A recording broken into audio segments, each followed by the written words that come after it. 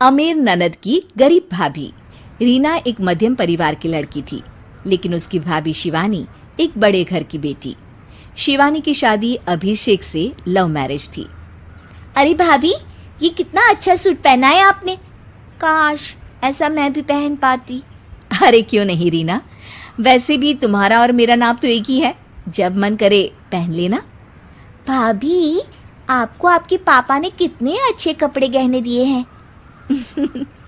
मैं उनकी इकलौती बेटी जो हूँ। बेटी तो मैं भी इकलौती हूँ, लेकिन क्या करे, पापा है नहीं, पता नहीं कैसे होगी मेरी शादी। तभी वहां शिवानी की सास आ जाती है। अरे क्यों नहीं करेगा भाई तेरी शादी धूमधाम से, आखिर जिम्मेदारी है तो उसकी। और वो दिन भी आ जाता है जब रीना की शादी तय हो जाती है। अभिषेक, क्या हुआ? आप इतने परेशान तो कभी नहीं दिखे, कोई बात है तो बताइए मुझे। अरे शिवानी, वैसे तो शादी का सारा इंतजाम हो गया है, लेकिन गहनों का रेट तो आसमान छू रहा है। कैसे क्या करूं, कुछ समझ में ही नहीं आ रहा। थोड़ी देर में शिवानी अपने पूरे गहने अभिषेक के सामने रख देती है। ये लीजिए, गहनों का इंतजाम भी हो गया। अरे नहीं नहीं शिवानी, मैं ये गहने किसी हालत में भी नहीं ले सकता। ये तुम्हारे पिता ने तुम्हें दिया था, और तुम हो कि। तभी वहां सास आ जाती है। अरे तो क्या हुआ, इसकी तो हो गई ना शादी, अब किसे दिखाने हैं इसने गहने। सास गहनों का डिब्बा शिवानी के हाथ से लेकर वहां से चली जाती है। रीना की शादी धूमधाम से होती है और अब वो बड़े घर की बहू बन जाती है। वहीं रीना की शादी के बाद शिवानी और अभिषेक उसकी शादी के कर्जों से डूब जाते हैं। मैं सोच रही हूँ नौकरी करनी शुरू कर दूँ, वैसे भी पढ़ी लिखी हूँ, आपकी थोड़ी मदद भी हो जाएगी। वैसे शिवानी, कुछ दिन कर लो तो अच्छा ही होगा, क्योंकि ज़रूरत भी है। अब शिवानी भी नौकरी करने लगती है और घर खर्चे में अभिषेक का हाथ बटाती है। एक दिन शिवानी, रीना का फोन आया था, कह रही थी कि आने वाले त्योहार में उसके ससुराल जाना है। ठीक है माँ। अरे ठीक तो है, लेकिन एक काम कर लेना, उसके सास ससुर से लेकर पूरे खानदान के कपड़े मिठाइयाँ सब ले आना, और हो सके तो रीना के लिए छोटे से कान में पहनने के बूंदे भी। और क्या है ना, शादी में उसे सारी बड़ी बड़ी कान की ज्वेलरी दी थी, घर में पहनने के लिए तो उसके पास कुछ भी नहीं है। शिवानी सोच में पड़ जाती है कि वो क्या करे, क्योंकि कर्जों और घर के खर्चों के बाद तो पैसे बचते ही नहीं थे। शिवानी फिर अपने पिता को फोन करती है और उनसे पैसे मांगती है। देखो शिवानी, मैंने तुम्हें शादी के वक्त ही मना किया था कि ऐसे घर में शादी करनी ही नहीं चाहिए। अरे अभिषेक को शर्म आनी चाहिए जो ससुराल से पैसे मंगवा रहा है। शिवानी को पिता की बात पर गुस्सा आ जाता है। आप मेरे पिताजी हैं और मैं परेशान थी, इसलिए आपसे मदद की उम्मीद की पापा। अभिषेक को तो पता भी नहीं है कि मैंने आपसे पैसे मांगे हैं। शिवानी सोचती है कि वो अभिषेक से बात करे, लेकिन फिर उसे लगता है कि वो टेंशन ले लेगा। तभी शिवानी की नज़र हाथ के कंगन पर पड़ती है, सीधे बाजार जाती है और उसे बेचकर ननद के घर ले जाने का सारा सामान लेकर आती है और सास के सामने रख देती है। हाँ ठीक है, लेकिन फल थोड़े और अच्छी क्वालिटी के होने चाहिए थे। शिवानी कुछ नहीं कहती, वहां से चली जाती है। एक दिन शिवानी, रीना का फोन आया था, बहुत रो रही थी। क्यों माँ, क्या हुआ? सब ठीक तो है ना उसके ससुराल में? अरे तूने तो उसकी नाक ही कटवा दी। अब मैंने क्या कर दिया माँ? कह रही थी कि बड़े घर की बहू है भाभी, जो कपड़े दिए वो ब्रांडेड भी नहीं थे। तू तो जानती है ना उन लोगों का पहनावा कितना अच्छा है। तू तो मेरी बेटी का भला कभी सोचती नहीं। हाय भगवान, अरे बड़े घर की बहू है, इसी बात की जलन है ना तुझे, लेकिन याद रख मेरी बेटी का सोचने के लिए भगवान है, तुम लोग कभी उसका बुरा नहीं कर पाओगे। अब शिवानी के मन में सवाल था कि क्या ईश्वर सिर्फ रीना के साथ है, उसके साथ नहीं।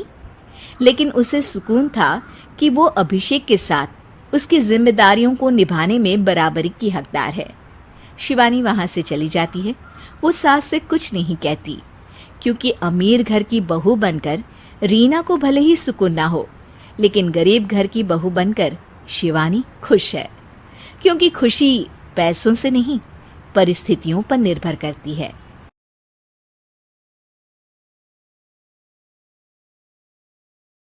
अपने पराए घर की लड़ाइयां कितनी भी हो, लेकिन ये भी सच है कि किसी पर कोई आपत्ति हो तो अपना ही परिवार साथ देता है।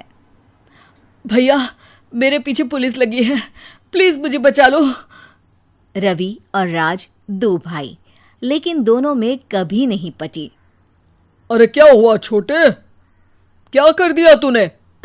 अरे कुछ नहीं भैया, मेरा दोस्त है ना राजू, वो मुझे लेकर बैंक गया था। मुझे नहीं पता भैया कि वो वहाँ बैंक लूटने जा रहा है। मैं उसके साथ बैंक में घुसते ही सीसीटीवी कैमरे में दिख गया हूँ। अब पुलिस मुझे ढूंढ रही है भैया, मुझे बचा लो। राज कुछ सोचता है, फिर कहता है, ओके, तुम यहीं रुको, मेरा एक दोस्त पुलिस में है, मैं बात करता हूँ। तभी वहाँ रवि की बीवी राज की बीवी के साथ आ जाती है। तुम लोगों के घर जब तक पुलिस का आना जाना है, बच्चों को यहीं छोड़ दो, उन पर असर ठीक नहीं पड़ेगा। तभी वहां पुलिस आ जाती है। चलो चलो, कौन है रवि, थाने चलो। मैंने कुछ नहीं किया, मुझे कुछ नहीं पता। अरे वो तो पुलिस स्टेशन चलकर ही पता चलेगा कि कुछ पता है कि नहीं, चलो। कहानी का फ्लैशबैक। भैया, मुझे मेरे मकान में हक चाहिए ही चाहिए। अरे लेकिन छोटे, अभी मेरे बच्चों पर काफी खर्चा है, तेरी भाभी की भी तबीयत ठीक नहीं रहती, बजट बिल्कुल नहीं है कि मैं अलग होकर रहूं। देख लो भैया, 1 महीना है तुम्हारे पास, जल्दी से घर खाली कर दो। अरे कैसी बात कर रहे हैं भैया, मेरे शरीर में अभी इतनी हिम्मत भी नहीं कि घर को खाली करे। तो क्यों अपना पोषण बेचा भाभी? अरे तुम तो जानती हो, पिताजी की बीमारी के कारण उन्हें हमारी जरूरत थी, कैसे आते पैसे। ससुर जी तो बूढ़े थे भाभी, उनकी बीमारी में भी पैसे लगाना कौन सा अकल का काम था? तो क्या पिताजी को मैं मरने के लिए छोड़ देता? अरे रवि, तू तो समझ, पापा को हमारी जरूरत थी, उन्होंने हमारे लिए हर वो काम किया जिससे हमें खुशी मिले। बैक टू रवि, जो जेल में बैठा है। ये मैंने क्या कर दिया था? मैं ना पिता का हुआ ना ही भैया का। मेरे साथ जो हो रहा है ठीक ही हो रहा है। तभी वहां पुलिस वाला आता है। रवि, तुमसे कोई मिलने आया है। भाभी, आप यहाँ क्यों आई? पुलिस स्टेशन है ये भाभी। भैया, आपकी जगह मेरा भाई होता तो क्या मैं नहीं आती? अच्छा, ये खाना ले लीजिए, खा लीजिएगा। आपके भैया लगे हैं वकीलों और पुलिस वालों से बात करने में। डरने की कोई बात नहीं, जब आपने गुनाह किया ही नहीं तो सज़ा भी नहीं मिलेगी। रवि भाभी को देखकर रोने लगता है। घर में साक्षी चुपचाप बैठी होती है कि तभी सोनम कहती है, अरे साक्षी, क्या हुआ, परेशान क्यों हो रही हो? भाभी, अभी अभी पुलिस स्टेशन से खबर आई है, इन्हें बड़े जेल में शिफ्ट किया जा रहा है। मैं क्या करूंगी भाभी? रो मत, हम अच्छे से अच्छा वकील करेंगे। लेकिन उसमें तो बड़े पैसे लगेंगे दीदी, हम इतना पैसा कहाँ से लाएंगे? अरे क्यों, ये मकान है ना, और मेरे कुछ गहने भी है। साक्षी की आंखों में पानी आ जाता है। पर दीदी, ये तो आप और भैया की मेहनत की कमाई है। पापा के बाद भी तो हम लोगों का सब खत्म हो गया था। पापा को तो बचा नहीं पाए, लेकिन भैया को ज़रूर बचा लेंगे, और भगवान चाहेंगे ना तो दोनों भाई मिलकर इससे भी बड़ा मकान खड़ा कर लेंगे। साक्षी। थोड़ी देर में राज वहां आता है। सोनम सही कह रही है साक्षी, पैसों की कमी के कारण किसी भी बेगुनाह को सजा नहीं मिलती। राज एक अच्छा सा वकील करता है। सोनम और साक्षी बचाए पैसे और अपने गहनों को बेचकर रवि का केस लड़ते हैं और जल्द ही रवि जेल से बाहर आ जाता है। रवि राज को गले लगाकर कहता है, भैया, मुझे माफ़ कर दो, मुझे साक्षी ने सब कुछ बताया है।